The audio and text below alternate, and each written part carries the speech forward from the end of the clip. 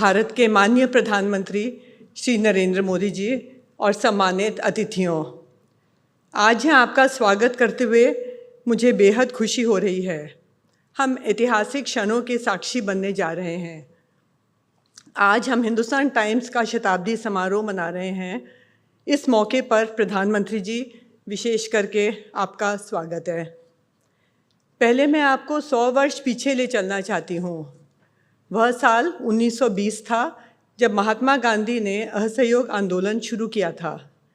समूचे देश में उस समय परिवर्तन की क्रांतिकारी लहर बह रही थी। बस एक कमी थी और वह थी एक अच्छे अंग्रेज़ी अखबार की जो समाज की सोच को जगजाहिर कर सके। उसी माहौल में सितंबर 1924 की एक शाम नई दिल्ली में कुछ राष्ट्रवादी अकालियों ने एक अंग्रेज़ी अखबार का प्रकाशन आरंभ किया था। इस अखबार के शुभारंभ के लिए गांधी जी से बेहतर भला कौन हो सकता था। प्रधानमंत्री जी, शताब्दी वर्ष में भी हिंदुस्तान टाइम्स आज भी एक यंग अखबार है, एक ऐसा अखबार जो भारत की युवा आबादी को एक्सप्रेशन देने में कभी पीछे नहीं रहता। यह हमारे गाइडिंग प्रिंसिपल्स का हिस्सा है। हमारे देश और इस अखबार का अतीत एक दूसरे से जुड़ा हुआ है। हमारे न्यूज़रूम में हमेशा इंडिया फर्स्ट की भावना को पहला स्थान दिया है। आज हम सन 2047 में विकसित भारत के संकल्प की पूर्णता के लिए कमिटेड हैं। प्रधानमंत्री जी, ऐतिहासिक अवसर पर हिंदुस्तान टाइम्स पर डाक टिकट रिलीज़ करने के लिए आपको दिल से धन्यवाद देती हूँ।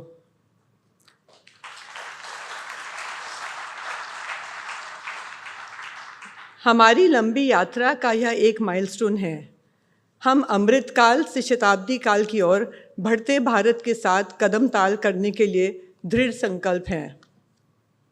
प्रधानमंत्री जी, आपने शताब्दी काल की बिल्कुल परफेक्ट व्याख्या की है। आत्मनिर्भर भारत, विकसित भारत और विश्वगुरु भारत। समय के साथ बहुत कुछ बदला है, पर अगर कुछ कायम है तो वह है सर्वश्रेष्ठ पत्रकारिता के प्रति हमारा कमिटमेंट। मैं यहाँ एक उदाहरण देना चाहूँगी। सन 1941 में महात्मा गांधी के पुत्र देवदास गांधी हमारे संपादक थे। वे हिंदुस्तान टाइम्स के सबसे लंबे समय तक संपादक भी रहे। एक आलेख के सिलसिले में उन पर मुकदमा चला। कोर्ट ने आदेश दिया कि या तो वो जुर्माना अदा करें अथवा जेल जाएं। उन्होंने सिर्फ इसलिए जेल जाना कबूल किया क्योंकि उस रिपोर्ट को लिखने वाले कॉरेस्पॉन्डेंट को जज ने जुर्माने का विकल्प नहीं दिया था। उसे हर हाल में जेल जाना था और संपादक के नाते देवदास गांधी उसका साथ नहीं छोड़ना चाहते थे। इस विरासत को हमने आज तक संजो रखा है। प्रधानमंत्री जी, निजी तौर पर मेरे लिए ये बेहद भावुक क्षण है क्योंकि हिंदुस्तान टाइम्स हमेशा हमारे परिवार के लिए बहुत खास रहा है। मेरे दादा जीडी बिड़ला ने महात्मा गांधी के आग्रह पर हिंदुस्तान टाइम्स की जिम्मेदारी संभाली थी। वे गांधी जी के करीबी सहयोगी थे। गांधी जी दिल्ली में हमारे आवास पर ही ठहरते थे। ये अखबार जीडी बिड़ला के लिए न केवल राष्ट्र की आवाज़ था, बल्कि ऐसा धर्मयुद्ध था जो संकट के समय में पूरे देश को एकजुट रखने में सेतु की भूमिका अदा करता था। जब मेरे पिता के बिड़ला ने हिंदुस्तान टाइम्स का दायित्व संभाला, तब भी यही सोच कायम रही। आज़ादी के बाद उनकी लीडरशिप में हिंदुस्तान टाइम्स नए मजबूत और डेमोक्रेटिक भारत के निर्माण में मुखर पार्टनर बना रहा। हम आज भी हिंदुस्तान टाइम्स को देश की आवाज़ के रूप में देखते हैं। इस मिलेनियम में कदम रखने के साथ हमारी कंपनी ने खुद को बदला है। हम अपने कारोबार में विविधता ला रहे हैं। हमने एफएम रेडियो स्टेशन, देश के सबसे प्रतिष्ठित बिजनेस पेपर और वेबसाइट मिंट और लाइव मिंट के साथ कई डिजिटल और फिजिकल इनिशिएटिव्स लॉन्च किए हैं। यहाँ हमारा हिंदी दैनिक हिंदुस्तान का जिक्र जरूरी है। अपने प्रकाशन के 88 वर्ष में हिंदुस्तान 5 हिंदी भाषी राज्यों की विशाल आबादी के हितों की रक्षा के लिए प्रतिबद्ध है। एचटी ने शताब्दी वर्ष में देश में कई शहरों में हम छात्रों के लिए हमने नेशनल डिबेट की मेज़बानी कर रहे हैं। इस मौके पर हमने एक फ़ोटोग्राफ़ी प्रतियोगिता भी शुरू की है।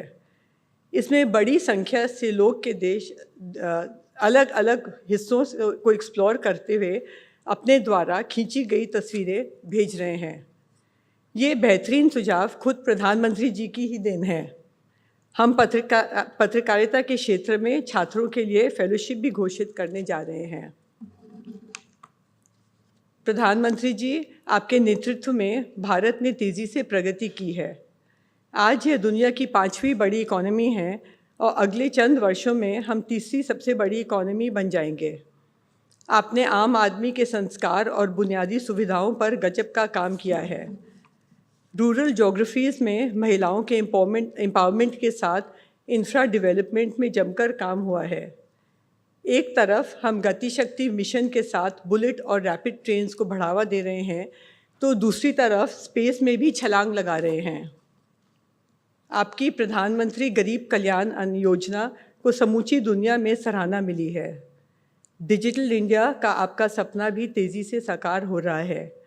आज विश्व के 46% डिजिटल पेमेंट भारत में किए जाते हैं। अब हम समूची दुनिया के सामने सर उठाकर कह सकते हैं कि हमने ये अचीवमेंट डेमोक्रेसी के सर्वोच्च सिद्धांतों पर चलकर हासिल किया है। हमारा लोकतंत्र सत्यम शिवम सुंदरम के भारतीय कॉन्सेप्ट पर आधारित है। प्रधानमंत्री जी, आज इतिहास के साक्षात्कार के इन गरिमापूर्ण लम्हों में मैं आपको भरोसा दिलाना चाहती हूँ कि हिंदुस्तान टाइम्स इंडिया फर्स्ट की अपनी 100 साल पुरानी नीति पर चलते हुए नए भारत के निर्माण में अपनी सकारात्मक भूमिका अदा करता रहेगा। यही हमारा ध्येय है और यही धर्म भी। धन्यवाद। जय हिंद।